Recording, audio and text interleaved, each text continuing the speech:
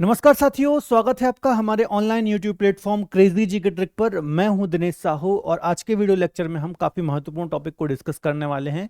जैसा कि आपको पता होगा, लास्ट लेक्चर में हमने अक्षांश रेखाएं और देशांतर रेखाओं के बारे में डिस्कस किया था। लैटिट्यूड और लॉन्गिट्यूड जो होती हैं, इनको हमने डिस्कस किया था।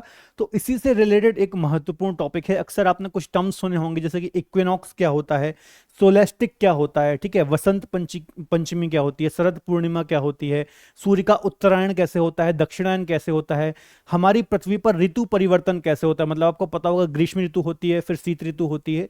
तो ये सारी चीजें आज के लेक्चर में हम डिस्कस करेंगे। तो आज का जो वीडियो लेक्चर है काफी इंटरेस्टिंग भी होने वाला है, आपके एग्जाम के दृष्टिकोण से भी महत्वपूर्ण होने वाला है। ठीक है, तो काफी महत्वपूर्ण लेक्चर है, आप अंत तक जरूर देखिए। ठीक है, चलिए टॉपिक को स्टार्ट करने से पहले थोड़ा सा मैं आपको एक अपडेट देना चाहूंगा। यदि आप हमारे साथ जुड़ करके किसी भी एग्जाम की तैयारी करना चाहते हैं तो प्ले स्टोर से आप हमारी रूट एप्लीकेशन को डाउनलोड कर सकते हैं।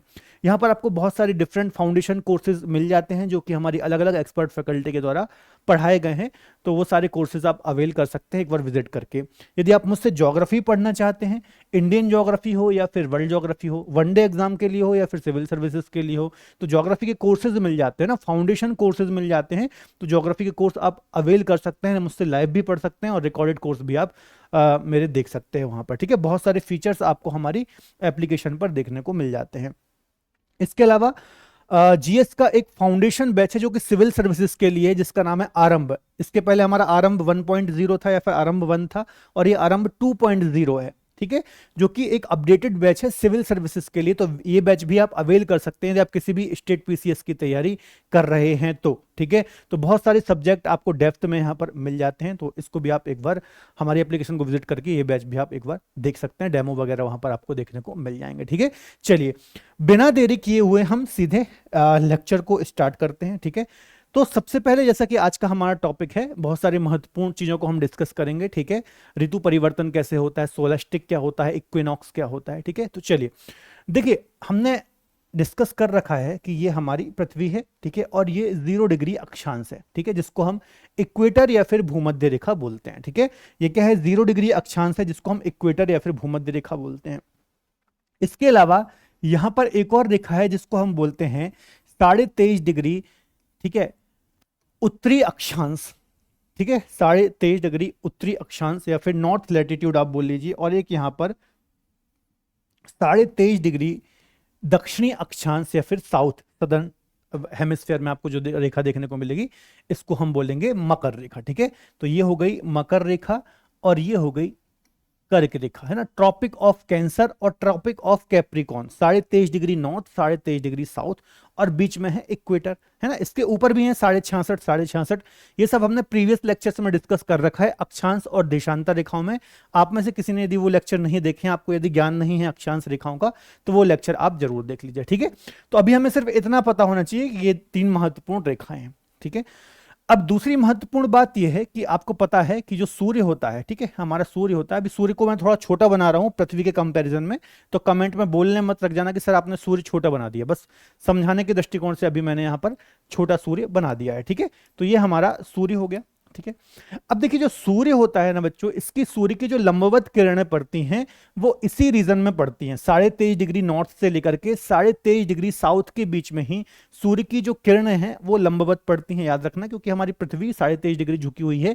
ठीक है, तो ये वाला जो रीजन है ये, ठीक है, 23.5 से 23.5 के बीच वाला, मतलब ये वाला जो रीजन है, कभी ना कभी वर्ष में एक बार सूर्य की किरणें इस रीजन में लंबवत जरूर चमकती हैं, है ना, लंबवत।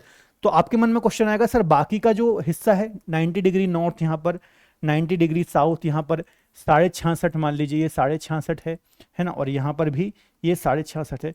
तो आपके मन में क्वेश्चन आएगा, सर बाकी का बचा हुआ जो पार्ट है 23.5 के ऊपर और 23.5 के नीचे, तो यहाँ पर सूर्य की किरणें कैसी पड़ती हैं? तो इस रीजन में हमेशा सूर्य की किरणें तिरछी पड़ती हैं, है ना, तिरछी पड़ती हैं। तो इससे हमें एक बात समझ में आई कि हमारी पृथ्वी पर जो सर्वाधिक सूर्य का टेम्परेचर प्राप्त करने वाला क्षेत्र है वो ये वाला क्षेत्र है, और इसको हमने डिस्कस भी कर रखा था जब मैं आपको कटिबंध डिस्कस करा रहा था। ठीक है, तो ये वाला जो क्षेत्र है इसको हम क्यों बोलते हैं, क्या, उष्ण कटिबंधीय क्षेत्र। क्या बोलते हैं? उष्ण कटिबंधीय, कटिबंधीय क्षेत्र बोलते हैं इसको हम, या फिर इसको हम बोलते हैं ट्रॉपिकल रीजन। क्या बोलते हैं इसको हम? ट्रॉपिकल रीजन इसको हम बोलते हैं। बात समझ में आ रहा है? ठीक है, मैंने क्या बोला कि सूर्य की किरणें हमारी पृथ्वी के 23.5 से 23.5 डिग्री उत्तरी अक्षांश और 23.5 डिग्री दक्षिणी अक्षांश के बीच में वर्ष में कभी ना कभी एक बार सीधी चमकती हैं। ठीक है, बाकी का जो बचा हुआ क्षेत्र है 23.5 डिग्री नॉर्थ के ऊपर और 23.5 डिग्री साउथ के नीचे, यहां पर सूर्य की किरणें वर्ष भर तिरछी मतलब पड़ती हैं। ठीक है, और चूंकि सबसे ज्यादा पृथ्वी पर टेम्परेचर प्राप्त करने वाला जो रीजन है वो ये वाला है ना, जो हाईलाइट मैंने करा है, इसलिए इसको हम उष्णकटिबंधीय क्षेत्र बोलते हैं, ट्रॉपिकल रीजन बोलते हैं। जब मैं आपको अक्षांश रेखाएं पढ़ा रहा था, तो जब मैं आपको वहां पर जोन पढ़ा रहा था या फिर कटिबंध के बारे में बता रहा था, कटिबंधों के बारे में बता रहा था, तब मैंने ये सब आपको डिस्कस कराया था। इसलिए मैं बोल रहा हूं कि अक्षांश देशांतर रेखाओं वाला एक लेक्चर, दोनों लेक्चर देख लीजिएगा, तो बहुत सारे डाउट क्लियर हो जाएंगे। ठीक है, तो इतना समझ में आ गया। सेकेंड मैप में चलते हैं, मैं यहाँ पर सेकेंड मैप बनाता हूं और हम बाकी की चीजें यहाँ पर डिस्कस करते हैं। ठीक है, ठीक है, ये हमारी पृथ्वी हो गई। ठीक है, थोड़ा सा गोल नहीं बन रहा है तो चल जाइएगा, है ना, बस आपको समझने से मतलब है। ये 0 डिग्री अक्षांश हो गई। ठीक है, 0 डिग्री अक्षांश हो गई। अब देखिए, एक महत्वपूर्ण डेट आपको याद रखनी है जो कि है मार्च की, है ना। मार्च की एक डेट है, याद रखिएगा, यहां पे मैं लिख रहा हूं 21 मार्च याद रख सकते हो, 22 मार्च और 20 मार्च भी आप यहां पर याद रख सकते हो। 3 डेट याद रख लो, या फिर अभी इसको हटा दो, 20-21 मार्च याद रख लो। ठीक है, 20-21 मार्च, कहीं कहीं 21-22 मार्च भी लिखा मिलता है, तो ये 19-20 हो सकता है। कभी एग्जाम में क्वेश्चन आएगा तो ये इतनी पास की डेट आपको नहीं देगा। ठीक है, तो 20 और 21 ये क्या है, मार्च है। ठीक है, 20 और 21 मार्च को बच्चों जो सूर्य होता है, जो सन होता है हमारा, ठीक है, इसकी किरणें बिल्कुल जो हमारी इक्वेटर है इस पर सीधी चमकती हैं। ठीक है, कब है, 20 और 21 मार्च के दिन। ठीक है, या फिर कहीं कहीं 22 लिखा भी मिलता है, लेकिन अभी इस साल और अगले साल जो अभी मैं आपको समझा रहा हूं इक्विनॉक्स, ये 20 मार्च को पड़ा है। ठीक है, कभी 21 को भी पड़ता है और कहीं कहीं पहले 22 का भी लिखा मिलता है। ठीक है, तो 20 और 21 याद रखो। तो इस दिन सूर्य की जो रेखाएं हैं ये लंबवत कहां पड़ती हैं, विषुवत रेखा पर पड़ती हैं। ये क्या है, इक्वेटर है ना, इक्वेटर है। ठीक है, और इसके बाद से, मार्च के बाद से, ठीक है, मार्च के बाद से याद रखिएगा अप्रैल, मई, है ना, और यहां पर ये हो गया जून। ठीक है, अप्रैल मतलब मार्च के बाद से अप्रैल, मई, जून, जून तक क्या होता है, सूर्य का उत्तरायण होता है। मतलब सूर्य की किरणें जो लंबवत पड़ रही होती हैं वो उत्तरी गोलार्ध में पड़ रही होती हैं। फिर मार्च के बाद सूर्य उत्तरी गोलार्ध की ओर बढ़ना स्टार्ट हो जाता है, या फिर इसकी जो किरणें लंबवत पड़ती हैं वो उत्तरी गोलार्ध में पड़ती हैं। कब, मार्च से लेकर के जून तक। ठीक है, अभी जब ये ऊपर की ओर जा रहा है तो ये बात आपको याद रखना है। ठीक है, तो एक दो डेट यहां पर याद रखो, 21 और 22 जून, है ना, ये दो डेट हमेशा याद रखना, एक डेट के भरोसे मत रहना। ठीक है, ये अब इस दिन क्या हो रहा है, ये कौन सी रेखा है, 23.5 डिग्री नॉर्थ।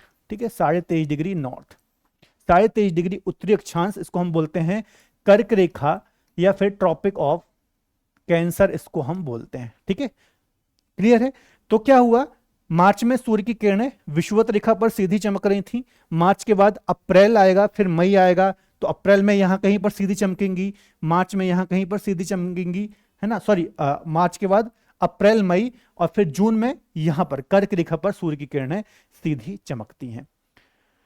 बात समझ में आई। ठीक है, तो 21 और 22 जून का जो दिन होता है, इस दिन सूर्य की किरणें कर्क रेखा या फिर ट्रॉपिक ऑफ कैंसर पर बिल्कुल सीधी चमकती हैं। ठीक है, और ये जो दिन होता है, अब देखो सूर्य की किरणें कहां पर, यहां पर बिल्कुल सीधी चमक रही हैं, है ना, यहां पर, मतलब यहां पर थोड़ा तिरछी पड़ेंगी, यहां पर और ज्यादा तिरछी पड़ेंगी, है ना। जब सूर्य की किरणें मार्च में इक्वेटर पर सीधी चमक रही हैं तो उत्तरी गोलार्ध और दक्षिणी गोलार्ध में बराबर की तिरछी किरणें पड़ेंगी। अभी ये सारी चीजें मैं आपको समझाऊंगा, इससे आखिर होगा क्या।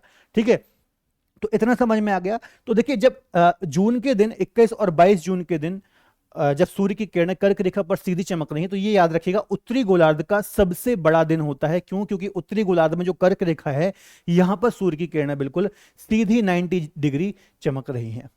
ठीक है, तो यहां तक ही सूर्य जाता है। ठीक है, अब देखो, अब आपके मन में आप क्वेश्चन आएगा कि सर ये कैसे होता है। ठीक है, कैसे होता है, तो आप इससे थोड़ा सा कैलकुलेशन लगा सकते हो कि मार्च के बाद आप देखोगे अप्रैल, मतलब ये मार्च हो गया, अप्रैल हो गया, मई हो गया, ये सारे जो महीने हैं ये हमारे यहाँ ग्रीष्म ऋतु के होते हैं। हमारा भारत कहां पर है, हमारे भारत के बीच से निकलती है कर्क रेखा, यहाँ पे हमारा भारत है।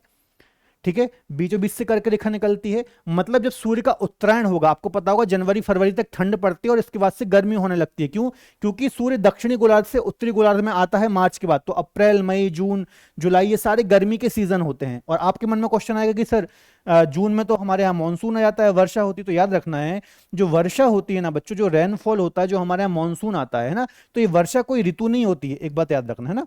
साइंटिफिकली आप देखोगे तो ये वर्षा की कोई ऋतु नहीं होती है। जो वर्षा होती है ग्रीष्म ऋतु में ही होती है। पूरा टेम्परेचर डिफरेंस का और प्रेशर डिफरेंस का काम रहता है ना। देखिए तापमान यदि ज्यादा होगा, ठीक है, तो जो एटमॉस्फेयर एक प्रेशर होता है ना, वायु दाब होता है ना, प्रेशर जो होता है ये कम होता है, ठीक है। तो ग्रीष्म ऋतु में ऑब्वियसली बात है तापमान ज्यादा रहेगा, तो क्या होगा, प्रेशर कम होगा और हवाएं यहां पर आएंगी। तो याद रखना वर्षा हमेशा कब होती है, ग्रीष्म ऋतु में होती है। तो ये सारे जो मंथ है, मार्च, अप्रैल, मई, जून, जुलाई वाले, ये गर्मी वाले क्षेत्र हैं, और गर्मी में ही हमारे यहाँ जब निम्न वायुदाब का क्षेत्र बनता है तो वर्षा होती है, ठीक है। अभी इसको छोड़ दीजिए, कंफ्यूज हो जाएंगे नहीं तो। ये वर्षा वाला, अभी बस इतना याद रखिए कि वर्षा जो होती है ग्रीष्म ऋतु में ही होती है। साइंटिफिकली आप देखोगे तो शीत ऋतु और ग्रीष्म ऋतु ये दो ही सीजन होते हैं। वैसे तो हम बहुत सारी ऋतु मना लेते हैं, बसंत ऋतु, वर्षा ऋतु, ग्रीष्म ऋतु, शीत ऋतु, ठीक है। अभी इतना याद रखिए। तो फिर से मैं रिवीजन कर देता हूं, 20 और 21 जो डेट है मार्च की, इस दिन सूर्य विषुवत रेखा इक्वेटर पर सीधा चमक रहा है।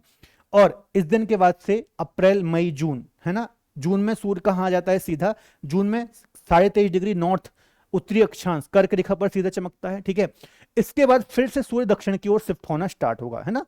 अब देखो, अब देखिए असल में सूर्य शिफ्ट नहीं हो रहा है, हमारी पृथ्वी भी, हमारी पृथ्वी क्या है, 23.5 डिग्री झुकी हुई है और वो सूर्य का चक्कर लगाती है, एक साल 365 दिन एवरेज में लगाती है, ठीक है। तो क्या होता है, ये सूर्य की जो चक्कर हमारी पृथ्वी लगा रही है, तो उसी से ये सारी स्थिति चेंज हो रही है। दरअसल सूर्य शिफ्ट नहीं हो रहा है, हमारी पृथ्वी चक्कर लगा रही है, इस कारण से ये सारी चीजें हो रही हैं, ठीक है, इतना याद रखिए। तो मार्च के बाद, जून के बाद फिर देखिए जुलाई में फिर सूर्य यहां आएगा, जुलाई के बाद फिर अगस्त में यहां पर आएगा, है ना। और सॉरी, जून, जुलाई, अगस्त, हाँ ठीक है। फिर सितंबर में जो सूर्य होता है कहां पर, यहां पर आ जाता है। फिर सितंबर महीना जो होता है ना, सितंबर या सितंबर महीने में फिर से सूर्य कहां आ जाता है, ये विषुवत रेखा पर आ जाता है। कहां आ जाता है, विषुवत रेखा पर आ जाता है। और ये डेट कौन सी होती है, तो 22 और 23 सितंबर, 22 और 23 सितंबर की जो डेट होती है, इसमें यहां पर सूर्य फिर से कहां पर आ जाता है, इक्वेटर पर आ जाता है। और फिर यहां पर क्या होती है, सूर्य की किरणें सीधी चमकती हैं, ठीक है। अभी मैं सारी चीजें बताऊंगा, इससे आखिर होगा क्या। अभी बस आप ये डेट समझिए कि कैसे सूर्य उत्तर में जा रहा है फिर दक्षिण में आता है। इसको हम बोलते हैं सूर्य का उत्तरायण दक्षिणायन, ठीक है, ठीक है। तो जून, सितंबर में यहां पर आ गया। फिर यहां पर देखिए अक्टूबर, नवंबर, दिसंबर। दिसंबर में सूर्य मकर रेखा मतलब 23.5 डिग्री दक्षिणी अक्षांश, या फिर जो साउथ में लैटिट्यूड है, सदर्न लैटिट्यूड है, यहां पर सूर्य सीधा चमकता है। और ये कौन सा दिन होता है, तो ये होता है 22 दिसंबर का दिन, है ना। 21 और 22 दिसंबर, 21 और 22 दिसंबर का ये दिन होता है जब सूर्य मकर रेखा पर सीधा चमक रहा होता है। समझ में आया, अच्छे से लिख देता हूं मैं यहां पर, है ना। 21 और 22 दिसंबर की ये डेट है जब सूर्य जो है ये कहां पर सीधा चमक रहा है, मकर रेखा। ये कौन सी रेखा है, यहां पर मैं लिख रहा हूं मकर रेखा, एक मिनट रुक जाना, ये है मकर रेखा या फिर ट्रॉपिक ऑफ कैप्रिकॉन, ठीक है। तो देखो क्या हुआ, मार्च में इधर था, सॉरी सितंबर में यहां आ गया, सितंबर के बाद फिर अक्टूबर, नवंबर और दिसंबर में सूर्य मकर रेखा पर सीधा चमक रहा है, ठीक है। अब इस दिन क्या होगा, अब सूर्य की किरणें इस मकर रेखा पर लंबवत पड़ रही हैं, बाकी ऊपर तिरछी पड़ रही हैं, ठीक है। तो इस दिन क्या होगा, ये 21 22 दिसंबर के जो ये दिन होंगे, तो ये दक्षिणी गोलार्ध का सबसे बड़ा दिन होगा। ये उत्तरी गोलार्ध का सबसे बड़ा दिन होगा, उत्तरी गोलार्ध का सबसे बड़ा दिन, ठीक है। ये 21 22 जून वाला। और ये क्या होगा, ये दक्षिणी गोलार्ध का सबसे बड़ा दिन होगा। ये क्या होगा, दक्षिणी गोलार्ध का सबसे बड़ा दिन। बात समझ में आ रही है, ठीक है। फिर से मैं एक बार रिवीजन कराता हूं, टेंशन मत लेना, ठीक है। देखो सबसे पहले मार्च में थे हम, 20 और 21 मार्च या फिर 21 और 22 मार्च, डेट में कंफ्यूज मत होना, ठीक है। यदि ऑप्शन में कभी आएगा तो इतनी क्लोज की डेट नहीं आएंगी, है ना। अभी इस साल और नेक्स्ट साल जो इक्विनॉक्स बोलते हैं इसको हम, अभी मैं सारी चीजें समझाऊंगा आपको। तो ये 20 मार्च को ही पड़ रहा है, ठीक है, कहीं कहीं 22 भी लिखा मिलेगा तो कंफ्यूज मत होना। तो 20-21 मार्च के दिन या फिर 21-22 मार्च के दिन सूर्य इक्वेटर पर सीधा चमकता है और इसके बाद से सूर्य का उत्तरायण होता है, मतलब सूर्य की जो लंबवत किरणें हैं वो उत्तरी गोलार्ध पर सीधी चमकेंगी, ठीक है। तो मार्च हो गया, अप्रैल हो गया, मई हो गया, जून, और जून में सूर्य की जो सीधी किरणें हैं ये कर्क रेखा 23.5 डिग्री उत्तरी अक्षांश पर बिल्कुल सीधी चमकती हैं। जब सूर्य की किरणें यहां पर सीधी चमकती हैं, कौन सा महीना है, अप्रैल मई जून, ये जो महीने हैं ये हमारे यहाँ ग्रीष्म ऋतु के मौसम है, आपको पता है यहाँ पर गर्मी पड़ती है हमारे भारत में, ठीक है। तो ये उत्तरी गोलार्ध का सबसे बड़ा दिन हो जाएगा, ठीक है। फिर क्या होता है, सूर्य का दक्षिणायन स्टार्ट होता है, तो जून के बाद जुलाई, अगस्त और सितंबर में फिर से सूर्य कहां पहुंच जाता है, विषुवत रेखा पर पहुंच जाता है। और इस समय भी क्या होता है, पृथ्वी पर दिन और रात बराबर होते हैं, क्योंकि बिल्कुल विषुवत रेखा पर सूर्य सीधा चमक रहा है, ठीक है। इसके बाद समझिए, सितंबर के बाद अक्टूबर नवंबर को सूर्य कहां आया, दक्षिणी गोलार्ध में आना स्टार्ट हुआ, और दिसंबर में ये बिल्कुल मकर रेखा पर सीधा चमकता है।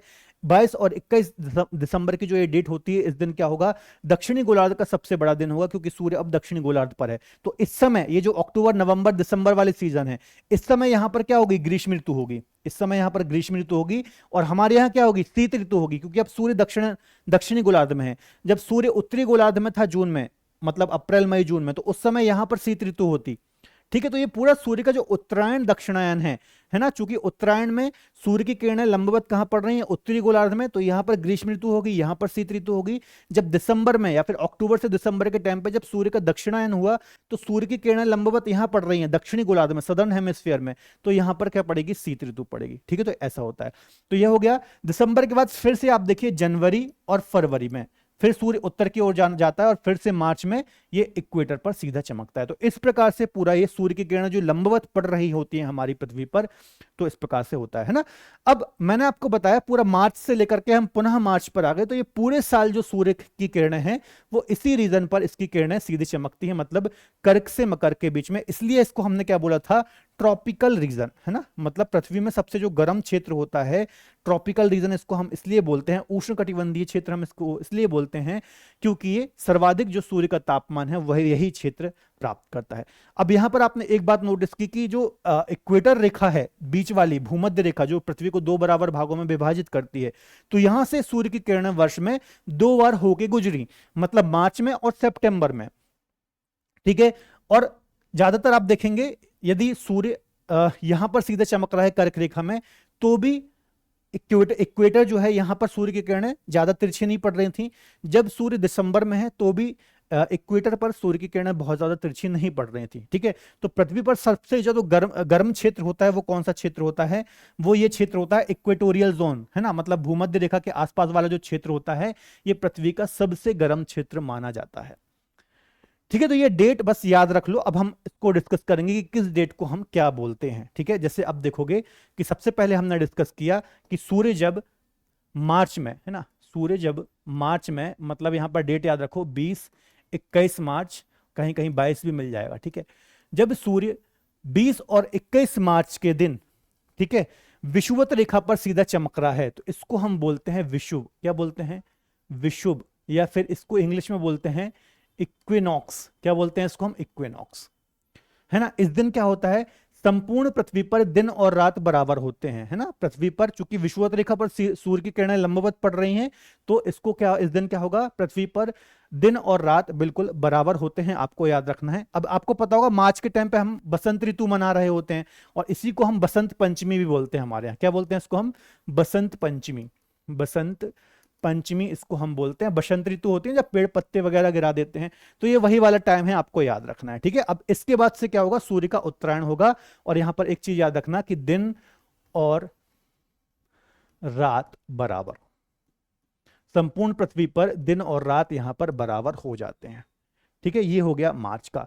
मार्च के बाद हम चलते हैं भैया कहां पर, 21 और 22 जून का दिन, ठीक है, जब पृथ्वी कहां पर है, जब पृथ्वी जो है वो कर्क रेखा पर बिल्कुल सीधी चमक रही है, ठीक है। तो इसको हम बोलते हैं सोलेस्टिक। क्या बोलते हैं, सोलेस्टिक, सोलेस्टिक इसको हम बोलते हैं। क्या बोलते हैं, सोलेस्टिक। और हमारे यहाँ कौन सी ऋतु है, ग्रीष्म ऋतु है, तो इसको हम बोलते हैं समर सोलेस्टिक, है ना, यहां पर लगा लेना समर, इसको हम समर सोलेस्टिक बोलते हैं, या फिर हिंदी में बोलते हैं ग्रीष्म ऋतु है तो ग्रीष्म अयनांत, अयनांत हिंदी में, ठीक है। तो ग्रीष्म अयनांत क्या होता है? हमारे यहाँ जब सूर्य की किरणें 21 से 22 जून को 23.5 डिग्री उत्तरी गोलार्ध पर सीधी चमक रही हैं तो इसको हम बोलते हैं समर सोलेस्टिक या फिर ग्रीष्म अयनांत, ठीक है। इस दिन क्या होगा? उत्तरी गोलार्ध का, याद रखो, इस दिन उत्तरी गोलार्ध का सबसे बड़ा दिन होगा, है ना। उत्तरी गोलार्ध का सबसे बड़ा दिन होगा, ये बात आपको याद रखना है। और दक्षिणी गोलार्ध का सबसे छोटा दिन होगा, ठीक है। दक्षिणी गोलार्ध का सबसे छोटा दिन, बात समझ में आ रही? मतलब सूर्य जब उत्तरी गोलार्ध में है, कर्क रेखा पर सीधा चमक रहा है, तो ये बिल्कुल कर्क रेखा पर एक्सट्रीम जहां तक वो जा सकता है वहां पर आ गया है, ठीक है। तो जब सूर्य यहां पर है तो उत्तरी गोलार्ध का सबसे बड़ा दिन होगा, ठीक है, क्योंकि यहां पर प्रकाश बढ़िया मिल रहा है, लेकिन यहां पर सूर्य की किरणें तिरछी पड़ रही हैं, तो ये यहां पर क्या होगी? उस समय शीत ऋतु होगी, तो ये छोटा दिन हो जाएगा मतलब जब हमें सूर्य यहां पड़ रहा है ना, 21-22 जून वाला दिन है, तो ये सबसे छोटा दिन हो जाएगा दक्षिणी गोलार्ध का। कंफ्यूज मत होना, अभी मैं क्वेश्चन भी डिस्कस कराऊंगा और एक और मैप से आपको रिविजन कराऊंगा, ठीक है। अब हम चलते हैं आगे, जून में आ गए। जून के बाद फिर से हम कहाँ आएंगे? सितंबर में आएंगे।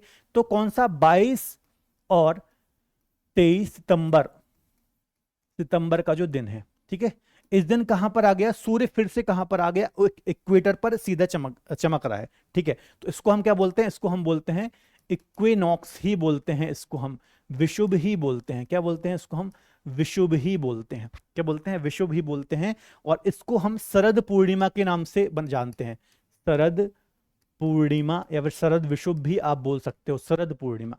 इस दिन क्या है? फिर से पृथ्वी पर दिन और रात बराबर होंगे, पृथ्वी पर दिन व रात बराबर होंगे, पृथ्वी पर दिन और रात बराबर होंगे। क्यों? क्योंकि सूर्य जो है ये इक्वेटर पर सीधा चमक रहा है। 22 और 23 सितंबर का दिन याद रखना है, क्लियर है। अब फिर सूर्य कहां आ गया? फिर सूर्य अब दक्षिण में जाएगा, तो ये 22 दिसंबर का दिन आपको याद रखना है। 21 और 22 दिसंबर का दिन आपको याद रखना है, यहां पर 21 कर लीजिए, है ना। 21 और 22 दिसंबर का दिन है। अब सूर्य कहां पर है? अब सूर्य है दक्षिणी गोलार्ध में, तो इसको फिर से क्या बोलेंगे?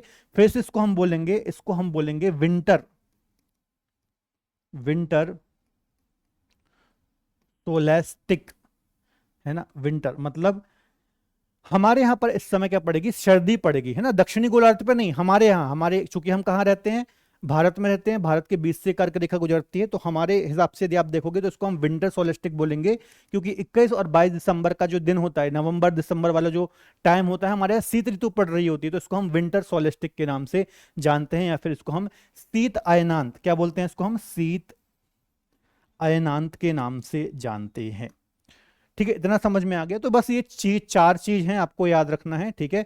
एक बार फिर से रिवीजन कराता हूं मैं, ठीक है। मार्च के बाद सूर्य का उत्तरायण होगा, तो मार्च के बाद अप्रैल मई जून में सूर्य कर्क रेखा पर सीधा चमकेगा, तो इसको हम क्या बोलेंगे? इसको हम बोल देंगे उत्तरी गोलार्ध का सबसे बड़ा दिन, है ना। उत्तरी गोलार्ध का सबसे बड़ा दिन मतलब इक्विनॉक्स बोलते हैं, विषुव इसको हम बोलते हैं, ठीक है। वसंत पंचमी के नाम से भी इसको हम जानते हैं। फिर जून के बाद जुलाई अगस्त सितंबर में फिर से सूर्य कहां पर आ जाता है? इक्वेटर पर आता है। इस दिन पृथ्वी पर दिन और रात बराबर होते हैं, ठीक है। पृथ्वी पर दिन और रात बराबर होते हैं, तो इसको हम क्या बोलते हैं? इसको हम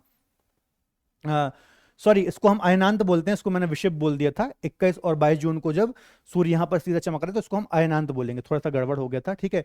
जब सूर्य यहां पर इक्वेटर पर सीधा चमकेगा तो इसको हम क्या बोलेंगे? इसको हम विषुव या फिर इक्विनॉक्स बोलते हैं, ठीक है। तो फिर से सूर्य दक्षिणी गोलार्ध में आएगा और 21 और 22 दिसंबर को जब ये मकर रेखा पर सीधा चमकेगा तो ये दक्षिणी गोलार्ध का सबसे बड़ा दिन होगा और उत्तरी गोलार्ध का सबसे छोटा दिन होगा। तो कुछ भी इसमें टेंशन लेने की आवश्यकता नहीं, बस ये सूर्य का उत्तरायण, दक्षिणायन, मार्च, ये कुछ महीने याद रख लो, मार्च, जून, फिर सितंबर और फिर दिसंबर, बस इतना याद रखना है आपको। महीने के हिसाब से चीजों को चलाना है, इजी चीजें हैं, ठीक है। और बाकी ये सारी चीजें मैंने थ्योरी यहां पर लिख दी, यहां से ही क्वेश्चन एग्जाम में आते हैं। अब देखो ये मैप है, इससे आपको और अच्छे से रिवीजन होगा, इससे मैं आपको एक बार रिवीजन कराता हूं, ठीक है। चलो देखो, सारी चीजें जो मैंने आपको समझाई हैं वही सारी चीजें यहां पर लिखी हुई हैं। सबसे पहले हम चलते हैं मार्च में। तो देखो मार्च में सूर्य की किरणें कहां पर हैं? इक्वेटर पर सीधी चमक रही है ना, यहां मतलब इक्वेटर या फिर भूमध्य रेखा पर सूर्य की किरणें सीधी चमक रही हैं। 21 और 22 मार्च, 20 मार्च के दिन भी यहां पर याद रख लेना, ठीक है। तो इस समय क्या हो रहा है? इक्वेटर पर सीधी जब किरणें चमक रही हैं तो यहां पर क्या होगा? सूर्य की किरणें जब चमक रही तो पूरी पृथ्वी पर दिन और रात बराबर होंगे। इसको हम इक्विनॉक्स बोलते हैं, वसंत पंचमी के नाम से इसको हम जानते हैं, आपको याद रखना है, ठीक है। फिर सूर्य की किरणें कहाँ आई? जून में। ये देखिए, ये इस प्रकार से दिखाए हैं। अब ये तिरछी पृथ्वी क्यों बनी हुई है, आप समझ रहे हो? क्योंकि हमारी पृथ्वी अपने अक्ष पर 23.5 डिग्री झुकी हुई है, ठीक है। तो ये वाला हिस्सा बिल्कुल सीधा चमक रहा है। तो देखो, यहां पर ज्यादा प्रकाश पड़ रहा है, यहां पर कम प्रकाश पड़ रहा है, ठीक है। तो यहां पर क्या, उत्तरी गोलार्ध का सबसे बड़ा दिन होगा, समर सोलेस्टिक बोलेंगे, 21 और 22 जून का दिन है, ठीक है। फिर सूर्य दक्षिण की ओर आना स्टार्ट हुआ तो एक सबसे पहले इक्वेटर से होकर गुजरेगा, तो सितंबर के दिन 22 और 23 सितंबर को उसको हम इक्विनॉक्स बोलेंगे। और सूर्य की किरणें कहां पर, विषुवत रेखा पर फिर से सीधी चमक रही होंगी, और इस दिन फिर से पूरी पृथ्वी पर दिन और रात बराबर होंगे, और उसको हम शरद विषुव या फिर शरद पंचमी के नाम से भी जानते हैं, शरद पूर्णिमा के नाम से भी जानते हैं, ठीक है। फिर दक्षिणी गोलार्ध पर यहां पर सूर्य आया, तो फिर से कहां पर सूर्य की किरणें सीधी पड़ रही हैं, 22 और 23 दिसंबर के दिन सूर्य की किरणें मकर रेखा पर सीधी चमक रही हैं। देखिए, ये अब यहां पर सीधी चमक रही हैं, तो यहां पर ग्रीष्म ऋतु होगी और दक्षिणी गोलार्ध का सबसे बड़ा दिन होगा, और उत्तरी गोलार्ध पर चूंकि तिरछी पड़ रही होंगी तो यहां पर छोटा दिन होगा, और हमारे यहाँ इस समय शीत ऋतु पड़ रही होगी, ठीक है। तो ये आई थिंक आप समझ गए होंगे, मल्टी टाइम मैंने आपको यहां पर रिवीजन करा दिया। अब एक और चीज बता देता हूं, देखो, जब बच्चों सूर्य की किरणें, है ना, यहां पर देखो, जब सूर्य की किरणें कर्क रेखा पर सीधी चमक रही हैं, तो यहां पर देखो, ये पोल वाला जो हिस्सा है ना, पूरा डार्क साइड में है, अंधेरे में है। तो याद रखना, ये जो दोनों पोल होते हैं, यहां पर देखो, ये दक्षिणी ध्रुव है, साउथ पोल है ना। तो ये साउथ पोल, और यहां पर देखो नॉर्थ पोल है, यहां पर नॉर्थ पोल है। तो ये साउथ पोल और नॉर्थ पोल जो है, यहां पर 3-3 महीनों की रात और 3-3 महीनों के दिन होते हैं, क्योंकि पृथ्वी अपने अक्ष पर झुकी हुई है, ठीक है। तो यहां पर सनलाइट ही नहीं पहुंचती है 3-3 महीने। तो याद रखना, जो दक्षिणी ध्रुव और उत्तरी ध्रुव है, यहाँ पर 3-3 महीने के दिन, 3-3 महीने की रात होते हैं, क्योंकि अपनी पृथ्वी जो है अपने अक्ष पर 23.5 डिग्री टिल्ट है, और यहाँ पर सूर्य का प्रकाश कई महीनों तक नहीं पहुंचता, ठीक है। तो उस हिसाब से यहाँ के लोग अपना काम करते हैं, कार्यशैली को करते हैं, ठीक है। इसके अलावा जो ये ऋतु परिवर्तन की घटना हो रही है, क्यों हो रही है, तो इसके 2 रीजन याद रखना। एक तो रीजन है, पृथ्वी सूर्य की परिक्रमा करती है ना, पृथ्वी सूर्य की परिक्रमा करती है ना, एक रीजन ये है। और दूसरा ये है कि पृथ्वी अपने अक्ष पर झुकी हुई है, ठीक है। तो ये 2 रीजन है, इसके कारण से ये ऋतु परिवर्तन हमें देखने को मिलते हैं। तो ये सारे डायग्राम वही हैं, बाकी मैंने आपको बहुत अच्छे से समझा दिया है। बस आपको मार्च, जून, सितंबर और दिसंबर, मार्च से आपको चलाना है। मैं फिर से आपको एक बार बता देता हूं, मार्च से आपको चलाना है तो सूर्य का उत्तरायण करना है, मतलब उत्तरी गोलार्ध की ओर सूर्य बढ़ेगा। फिर जून के बाद आएगा इक्वेटर पर सितंबर में, और सितंबर के बाद फिर से दिसंबर में जाएगा दक्षिणी गोलार्ध मकर रेखा में, और फिर से दिसंबर के बाद ये मार्च में आ जाएगा इक्वेटर में। और ये डेट याद रख लेनी है जो मैंने आपको बताई है, इजी है, कुछ भी यहाँ पर टेंशन वाली बात नहीं है। कुछ क्वेश्चन यहां से जो एग्जाम में आए हैं उनको हम डिस्कस कर लेते हैं। देखो, आराम से क्वेश्चन बनेंगे। उत्तरी गोलार्ध में वर्ष का सबसे छोटा दिन कौन सा होता है, ठीक है। ये उत्तरी गोलार्ध है हमारा, ठीक है, ये उत्तरी गोलार्ध है, ठीक है। 21-22 जून वाला दिन था, 21 और 22 जून का दिन था, जब सूर्य उत्तरी गोलार्ध पर सीधा चमक रहा था। इस समय यहां पर ग्रीष्म ऋतु थी। तो सबसे छोटा दिन कब होगा, जब सूर्य यहां पर चमकेगा सीधे, मतलब दिसंबर वाला दिन। तो 22 दिसंबर के दिन जो सबसे छोटा दिन होता है उत्तरी गोलार्ध में, वो होता है, आपको याद रखना है, ठीक है। तो अपोजिट चलता है, जब यहां पर ग्रीष्म ऋतु होगी या फिर सूर्य जून में यहां पर सीधा चमक रहा होगा, ठीक है, तो यहां का सबसे छोटा दिन होगा। और जब 22 दिसंबर वाली जो डेट है, 21-22 दिसंबर वाली डेट है, जब सूर्य यहां पर सीधा चमक रहा होगा, ठीक है, तो यहां का बड़ा दिन, यहां का छोटा दिन होगा। तो ऐसा है। तो यहां पर क्या बोल रहा है, उत्तरी गोलार्ध का सबसे छोटा दिन तो कब होगा, सबसे छोटा दिन जब सूर्य की किरणें यहां पर सीधी चमक रही होंगी। और सबसे बड़ा दिन यदि बोल देता कि उत्तरी गोलार्ध का सबसे बड़ा दिन, मान लो ऐसा क्वेश्चन आ जाता, तो हम उस कंडीशन में क्या टिक करते, 21 और 22 जून, 21 या फिर 22 जून में से जो भी होता उसको हम टिक कर लेते। तो सी और डी आंसर हमारे हो जाते, ठीक है। अगला क्वेश्चन है, किस तिथि को दिन और रात बराबर होते हैं। तो ये होता है इक्विनॉक्स, विषुब, है ना। मतलब इसमें से कौन सी डेट है, एक तो मार्च वाली डेट आएगी, याद रखना, 20, 21, ये 22, ये 3 डेट याद रख लो मार्च की, ठीक है। और 22 और 23 सितंबर, ये 2 डेटें होती हैं जब सूर्य इक्वेटर पर सीधा चमकता है। तो दिसंबर तो है नहीं है, ये दक्षिणी गोलार्ध की डेट है, जुलाई भी नहीं है, और ये उत्तरी गोलार्ध की डेट है। तो यहां पर हो जाएगा 21 मार्च। सिंपल है, बन रहे होंगे, ये सारे क्वेश्चन आए हुए हैं यूपीपीसीएस, एमपीपीएससी, ठीक है। नेक्स्ट है दक्षिणी गोलार्ध में सबसे बड़ा दिन कौन सा होता है, सदर्न हेमिस्फीयर का सबसे बड़ा दिन। तो जब सूर्य मकर रेखा पर सीधे चमकेगा, मतलब 22, 21 और 22 दिसंबर के दिन है, ठीक है, तो इस दिन क्या होगा, दक्षिणी गोलार्ध का सबसे बड़ा दिन होगा। सूर्य की किस स्थिति पर पृथ्वी में दिन और रात बराबर होते हैं, तो मैंने आपको बताया था जब सूर्य इक्वेटर पर सीधे चमकेगा, मतलब विषुव इक्विनॉक्स, है ना, इस टाइम पे क्या होता है, मतलब मार्च और सितंबर, है ना, 20, 21, 22 मार्च और 22, 23 सितंबर का दिन होता है, इसको हम इक्विनॉक्स बोलते हैं, ठीक है। बसंत पंचमी बोलते हैं, शरद पूर्णिमा के नाम से इसको हम जानते हैं। बसंत पंचमी हम कब मनाते हैं, बसंत पंचमी तो 21 और 22 मार्च को हमारे यहाँ क्या होती है, बसंत ऋतु होती है ना, जब पेड़ पत्ते गिरा देते हैं, जब आप ऐसा मान लो कि ग्रीष्म शीत ऋतु खत्म हो रही होती है और ग्रीष्म ऋतु आ रही होती है, तो इसको हम क्या बोलते हैं, बसंत पंचमी बोलते हैं, और 21-22 मार्च का ये दिन होता है, आपको याद रखना है, ठीक है। चलिए अगला है ऋतु परिवर्तन का कारण क्या है, तो ये मैंने आपको डिस्कस कराया था, पृथ्वी अपने अक्ष पर झुकी हुई है और साथ ही साथ सूर्य के चक्कर लगाती है, यही रीजन है कि हमारे यहाँ पर ऋतु परिवर्तन होते हैं, ठीक है। तो क्या आंसर हो जाएगा, ठीक है, सी आंसर हो जाएगा, पृथ्वी का सूर्य के चारों ओर चक्कर लगाना व अपने अक्ष पर झुका होना, इसका सी आंसर सही हो जाएगा, ठीक है। तो ये टॉपिक काफी क्वेश्चन यहां से आते हैं, जैसे मैंने आपको ये क्वेश्चन डिस्कस कराए हैं, सारे आए हुए क्वेश्चन हैं और बार बार यहां से क्वेश्चन रिपीट होते रहते हैं, ठीक है। तो ये टॉपिक आप बहुत अच्छे से पढ़ लीजिए, काफी महत्वपूर्ण है।